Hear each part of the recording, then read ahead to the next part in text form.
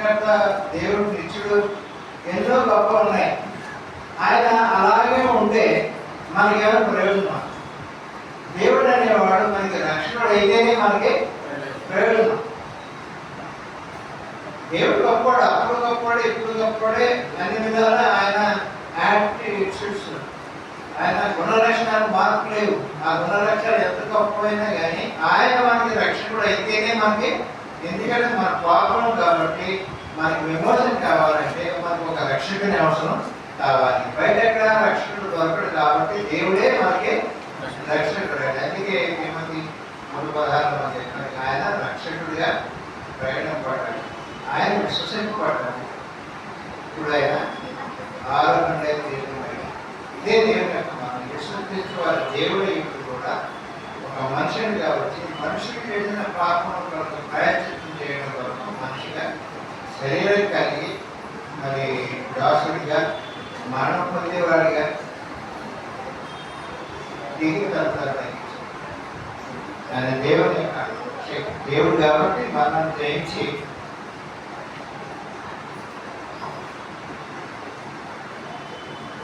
తిరిగి పునరుత్థానమై దేవుని యొక్క కుడి పార్శ్వానికి ఆరునే వెళ్ళాడు.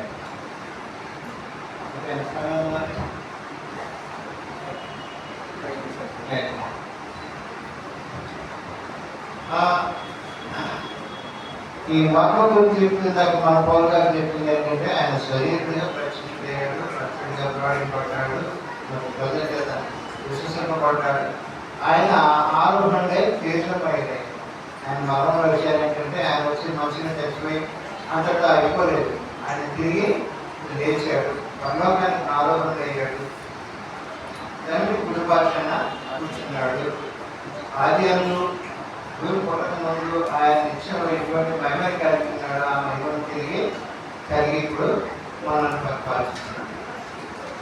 ఇదే సంగతి మనం చూస్తాం. అపోస్తల కార్యాలు 2వ అధ్యాయం 30వ వచనంలో పెట్టుకోవచ్చేనా పేతురు గారు ప్రాణించారు, మీరు సిలువ వేసిన యేసునే దేవుడు ప్రభువుగాను క్రీస్తుగాను నియమించాడు. ప్రభువు అంటే పరిపాలన, ప్రభు అంటే లార్డ్. మన మీద నా మీద లార్డ్ చేద్దాం అంటున్నాం అప్పుడు. అంటే ప్రభు మన మీద పరిపాలిస్తున్నాడు. ప్రభు ఆయన ఇప్పుడు మనకి ruler, lord, king of kings, lord of lords, ప్రభులకు ప్రభు, రాజులకు రాజు. ఆయన ముందు ఎంత గొప్ప దేవుడు, మళ్ళీ తిరిగి అంత గొప్ప దేవుడుగా తను రిజిస్టర్ చేసుకున్నాడు. ఎఫెసీ 1:20-22 ఈ మర్మం కంప్లీట్ అవ్వాలంటే తిరిగి మళ్ళీ యేసుడు తన యొక్క ఒరిజినల్ మహిమకు వెళ్ళిపోవాలి.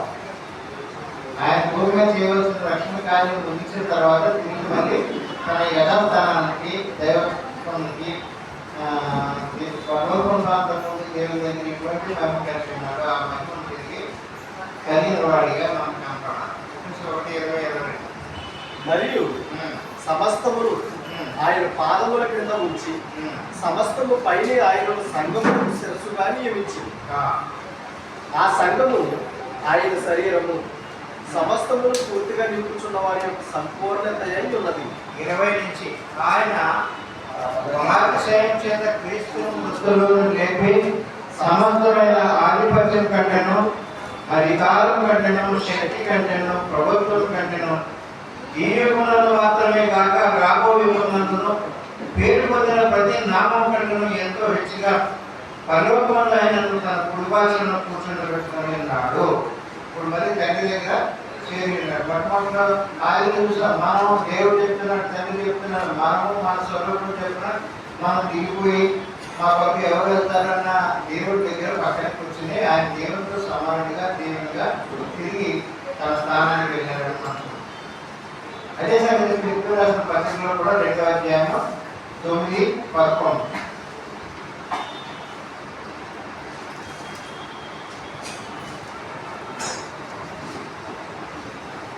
తన యథాస్థానానికి యేసుక్రీస్తు తన